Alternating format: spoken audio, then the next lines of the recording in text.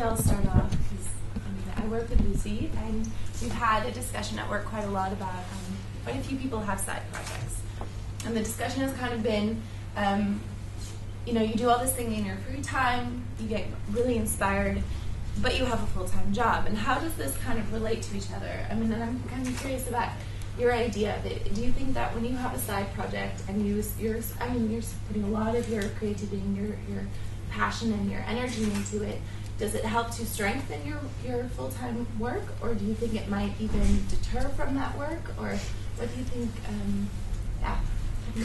Yeah. I think both. I think for me it's about having so many different spaces possible. Now I say under me, if it was bilateral, like you have under me and you have your work, but actually the best would be to have like really many spaces. So it's not like under me does have a direct influence on my work at Van de Jong or the other way around, but it's more making it more rich to be able to. I'm different there than I am at Van de Jong. I'm making things here different, and at Van de Jong we work, of course, for clients. It's the way we use time and space is much different. It's very high pressure. You have to work really hard, very fast, and you have to be conscious about the client and about a lot of a different framework. And by being here so free, making things, experiment things, of course, things I found here I can really sometimes reuse in some projects, but it's not automatically. It's not so obvious, let's say. Yes. I'm not sure if you already told, but you have a distribution of 200? Yes. But where do you sell it? Or don't you do you sell it? Yes. We have, what we do is that we publish it ourselves, so we don't have any publisher. We don't have any sponsor or subventions or whatever, so we just, by selling the zines, that's the way we finance our project. We don't pay ourselves, but we have enough money then to produce the next issue and also organize some events. Okay. And we distribute, because it's only 200 copies, it's very easy for us to distribute it. And also because we're already in 4 cities. So basically I take 50 of them and I just go to the library, to the bookshops, and I say, hey, do you want to sell them? They say, yes. They take 40% of the price, which is fine. And then, we, for example, in Amsterdam, we sell it at Atheneum New Center and at Foam. And we used to be at Nijmegen, but now they closed the shop and in this other space. And at Bookie Wookie, for example. Not the big photographic bookshops, but more these little zines shops. And I think in London, in Paris, in Berlin, and in Vienna. And then sometimes we're also at book fairs, and then we meet other people, and they come from, I don't know, Tokyo, New York, or Sweden, whatever. And then sometimes they get the zines, Brussels, and they take a few zines. But you know, it's not like they take 4 zines. You know, it's really this really low scale, which I like, because then it's very personal. It does fit the project. Yeah. Yes. You said it would be perfect to have many spaces or yes. projects. Yes. What other projects or spaces do you have? Yeah, at the moment, I don't. I really. Like I said, it's a question of finding the time. Find the time for yourself. At the moment, I have to say, Under Me and Van de Jong are really these two for me. These two spaces where, and of course, you have your private space. You have your. For me, it's a whole impact. I didn't put the slide out of the presentation, but for me, Under Me is not about the art for the art, but it's more the art of living than the art in itself. So for me, like if you talk about this space, I would say on the creative way of thinking is, okay, you have Van de Jong and Under Me, but of course, friendship space or family space or all the kind of space when you travel. So there are also these kind of moments where you behave or be a different person or show a different part of yourself. I really believe that we have different facets, and it's about looking for them and finding some moments where you can reveal yourself differently. I think that's really, really nice. And what you learn from yourself, then you can take it and put it somewhere else. And yeah, for me it's really, you know, in French you say je, it's when you have two things together like this and they don't move, and then just give it a little space and then things start to move and there are more possibilities. And if we think of creativity and being creative, if you're just on one place and you don't move and you just stay where you are, it's very, at certain moment you get really, you're not flexible and elastic anymore. You have to be, to move somehow. But I think about mental move, it's not about traveling especially, but find yourself this different space. And yeah, I would love to have a third creative space. But this is also, you know, there is some temporary spaces as well. It's like, this is also a moment. So it's, yeah, I think it would be nice. Sometimes I think there is Under Me and there is Van de Jong, and I wonder sometimes where for example, in Under Me, it's really much this collective work. Sometimes you don't know anymore who did what. It's crazy. It's like becoming this kind of really collective archive of images. And you don't know, anymore. And your work is very much, you think my work has only value with the work of others. So sometimes I would like to also find a third space for myself to develop my own work, maybe alone, more being alone. So that's. But I didn't do it yet. I had a studio. I took a studio space, but I'm not there often. So that's 2014, 2015. Maybe I just should concentrate on that. But yeah, that's. In progress. Yes. You mentioned that better it's good to have a side project and not make it that the side project becomes your main project, because then you're not so free anymore. So in your words, freedom is about having different things to do. I think this. I think I think if you do many things, and of course when I'm at Van de Jong, when I work at Van de Jong, I have many projects. I don't work on one project. So somehow one space is also many spaces at the same time.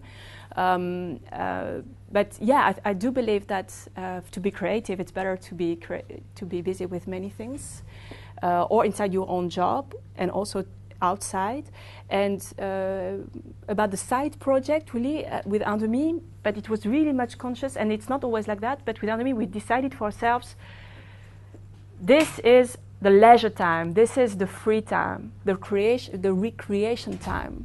So we have to be careful, because when the project grows, suddenly you need to organize things, you need to manage, you need to call people, you have when you start having clients, when you start having deadlines, then it starts to get like, again, really much this really way of working, very efficient. Whereas we don't want to be efficient. We just want to do things differently. We want to have different rules in this space. So we are very much conscious about the fact that it should be fun, first of all.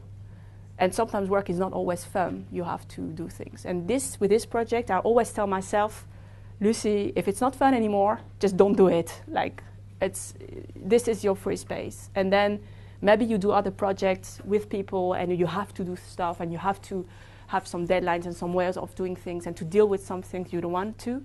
But here it's 100% fun.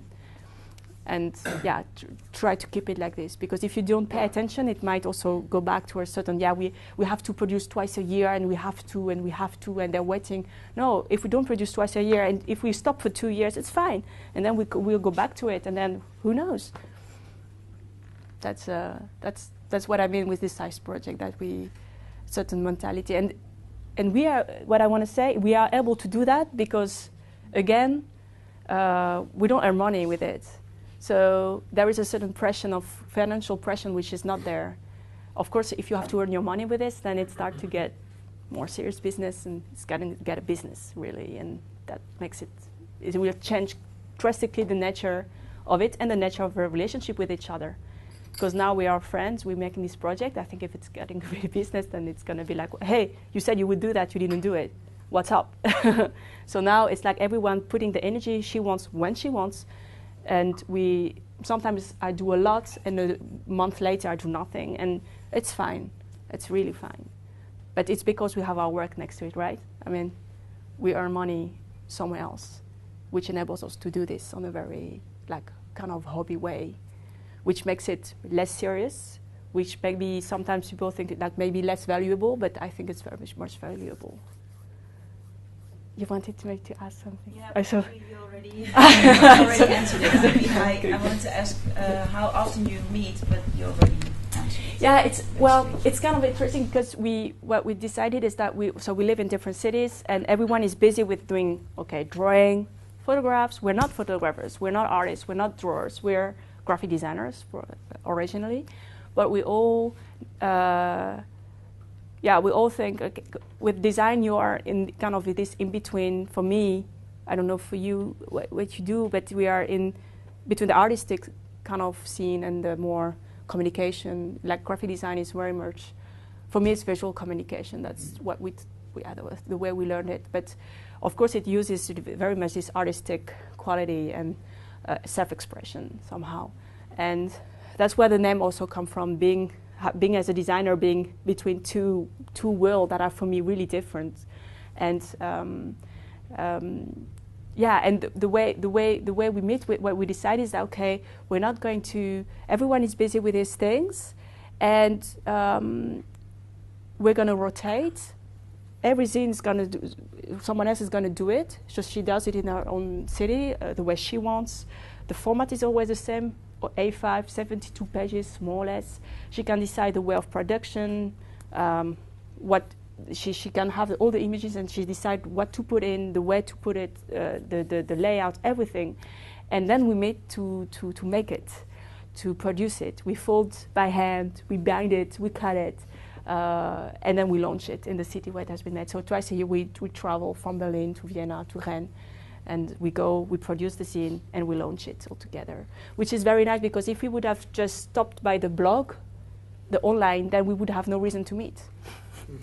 So that was also a way to make a physical object. You have to really to connect physically, which was that was also the idea about it. Also to make things, to go further artistically, like in the layout and in making the zines.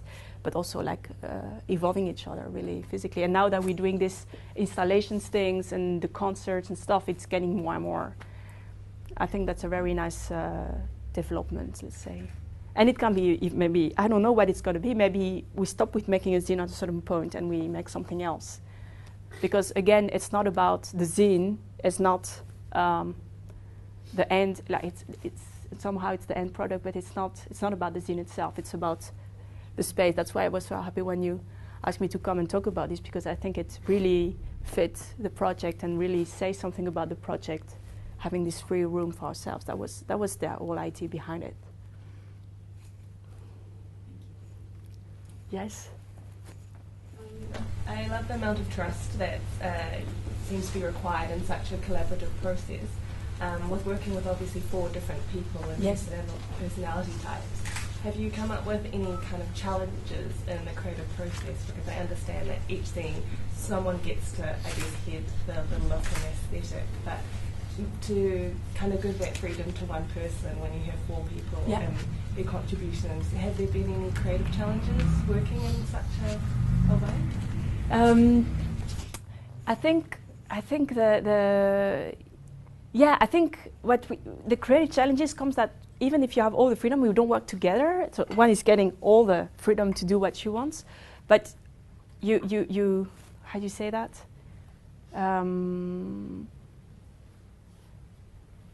I think the creative challenges in that projects come from that. If there wouldn't be this project, I would probably have to stop with drawing, for example. In Paris, for example, a lot of people draw. All graphic designers are actually drawers, but I think in Amsterdam the drawing culture is less, maybe I'm wrong, but I think it's less prominent. And I think when you're creative, you draw, you make things, you can do it for yourself, of course, you can keep it in the drawer and not show it to anyone, but I think it's very much challenging and motivating when you can share it. So that's how we started it, that the blog was not a blog to show the world what we were doing. It was not a portfolio blog, or I don't know. It was more for each other to show ourselves things. And the creative challenge comes that we have the idea that the other is very much demanding also for herself. So it will be, on one hand, very we'll have a critical eye on what we are going to make as a maker first, and then by making the zines, of course, we try to challenge each other each time, because the one is trying to do her best, you know. You try every time to make it different from what has been done, and to push it further, or to make it more simple, or to make it more a statement. So it's in the series, of course, you try to challenge yourself, but in the process itself of making the zine, no, I think it's quite, it's funny because we're friends, and somehow our work can relate to each other, but when it starts to layouting, we're so different, it's not possible to be with two people behind one computer. Like, no way. So some people are more like, I'm more like finding some structures in the zine, and some are more like from A to B, to B into C, C to E, F, and I'm like, what is this? No, I want some structure. So as a designer, I think there is this kind of totalitarianism. This is my space and I just take it. And this, which is nice with Under Me, is that it's about sharing, but it's also about giving ourselves each other the space to really. And when we went to Tbilisi in Georgia, that was we were like, how are we going to do it? Because that was the first time that we were all together 1 month, all together in one space, quite small, and that we had to kind of produce things and make the zine together. And in the end, we separated two friends of mine. They did the layout, and I intervened later. So it was, yeah, kind of respecting each other's room. Because collaboration and making compromising, you know, compromising, it's a big word, that's what happened almost every day. So we were thinking, okay, this is no space for compromising. This is space for just no compromising and not justifying yourself. Like, yeah, why did I do that? Why did I do that? Just do what you think is good. And we give each other feedback, but it's all fine. I saw one other hand. Yeah, you're actually been talking now about it, but I'm always what I wanted to say is that I see a huge value from this, what you call a side project, for your paid projects, or what you say, because you put so much creativity, and like you said, you do drawings there, and usually when you would just focus on your work, you would less time for it. Yeah, so sure. this separation, what you say, or standing on these two legs, yeah, I think when this separation could be much more combined together, yeah, because when I'm doing also this kind of side projects, it always affects yeah, my my paid projects or my professional. Sure. So there's a huge value in it to stay playful and to bring this playfulness yes, into. yeah. That's the best if it happens. That's true. I have to say, my drawings, they're so abstract somehow that I really have trouble. I wouldn't know how to kind of, like, let's say, directly take them and put them in, but who knows, maybe one day. But the playfulness and the in your head and the way you feel definitely has a consequence in the way you work for your clients and stuff. Like, that's for sure. Yeah. Yeah, sure. You mean you can put them together? I would like to, but I think for me, the thing is that sometimes it's more close to each other. I make more this kind of really weird drawings, doodles kind of thing, and somehow it's really far away. It's really weird because actually you could think it's quite close to each other, but it's really far away from the work I do as an art director. I mean, they are already combined in you. You know, yeah, you do those things. So just to find a way to guide yourself that they actually are already combined. You had this great image of being half here, half there. Yeah, yeah. But so these two different things are actually not different because in you they are combined. Yeah, and this is something I'm looking for because it's maybe the next step. You know, it's like sometimes you'd rather separate things. You know, you separate. You think, okay, here I'm going to have fun. Here I'm going to work. Here I'm going to sleep. I'm going to rest. I'm going to. So you separate the spaces, like, you know, when we were talking about all these spaces.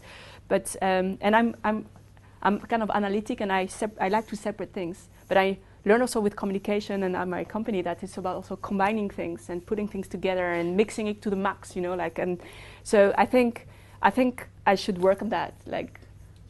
Start minging things. Yeah, that's something I should do more. But I don't do it too much. I quite separate things. Why? It's kind of a protectionism. It's not very good actually, but it's to protect the space to make it like here I'm completely free. So I don't want, for example. I don't want Under Me to become too big or too professional because then I will put myself so much pressure in it and then it will not be fun anymore and then it starts to be a job again. and sometimes somehow drawings is so personal, and so you're so fragile. Or how you say kwetsbaar? It's very, very much personal. Whereas, for example, when we talk about Under Me, we say it's about us, it's about our own expression. And when I'm an art director, it's not about me, it's about this world, it's about you all together. It's a completely different position, completely different way of thinking of things. But though, nevertheless, would be nice to sometimes I try to make some kind of bridge to build bridges. One last question. How long do you do this project? Yeah, I met my friends at the academy, and 7 years ago we were graduated, and then we came to live to different cities, and so we've been doing this for 7 years, and that's exactly also the same moment I started working. And this project we started just after the graduation year, with a bit the idea like, what it's going to be like, and we'd have this side, and we already knew, like in the graphic design, that you have this. Some graphic designers are more like artists, doing their own things, and some graphic designers are more like, communicator, busy with communication, and that's two different things. And we couldn't choose. I couldn't choose. I really like both.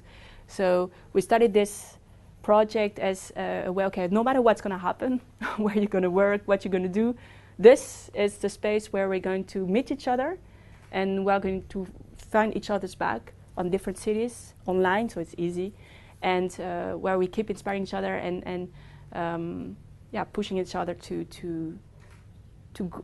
still be busy with your own little things. And but how do you manage to do it so long? Because it's 7 years and it's a certain commitment. But that's what I said, because it's so fun. It's because it's true. But I'm also sometimes like, but are we going to be 80 years old and still doing this? Like, but I can completely see that, because I think the theme of today is freedom, but one other theme that could really suit the project is friendship. And it's about the friendship, actually, first of all. Actually, you could say that it was a project that we did just to get in touch, and be with each other. And I have to say, we were not so big, great friends at that time. And we've much now really good friends now that we did this project. And for me, you can say it's about the zine, it's about the drawings. But for me, drawings, making the zine is also a way of seeing my friends and being in this world. So it's not about the art for the art. It's the art for it's a way of living. It's art of living. You've created your own platform for your free work. So yes, exactly. That keeps you motivated to. Yeah, exactly. And the I'm all done. The when you say that, that's completely true. And I think the challenge for us, but let's say what we see is that we also want to share it with a larger group. So you could say it's quite a closed circle of a closed. It's all four of us. Sometimes we get some emails from people like, "Hey, can I be featured in the zine? Can I be in the zine?" It's like, sorry, we're not a magazine. We're just an art project between all four. So somehow it's quite closed, and we are looking for a way now to kind of share it with a larger group. So the zine, of course, but it's really much from us to the world like this. So we try to find some. We did some events already where more participatory events where people come and make their own publication in the afternoon. I don't know, like it was really, really cool with a photocopy machine only. And we want to invest more in this kind of projects and be able that a larger group of people will join the conversation, let's say, or that we can share with a bigger group. And you can really see with this project, with the public, people who look at it, like you have people that just don't want to have nothing to do with, like feel, I'm not part of it. And other people that you don't have to say anything, they just get in and they feel completely part of it. So it's really much, it's not conceptual art. There is no way you can just say something and then you understand it. It's more like a visual document or visual diary. So somehow it's very personal. So, or it really relate to you, or it's just like, I don't know. I don't see that things. I don't see. It's not art. So that's really interesting. I think how this platform for ourselves can reach what kind of relationship with the public. Because with the zine, you put it in the bookshop, you don't see who buy it, you don't have really much this relationship with a person. So that's why I think the live concert and the installation and having some exhibition stuff, it's also to create some moments to be with a larger group of people and being able to share like today. I think it's really nice.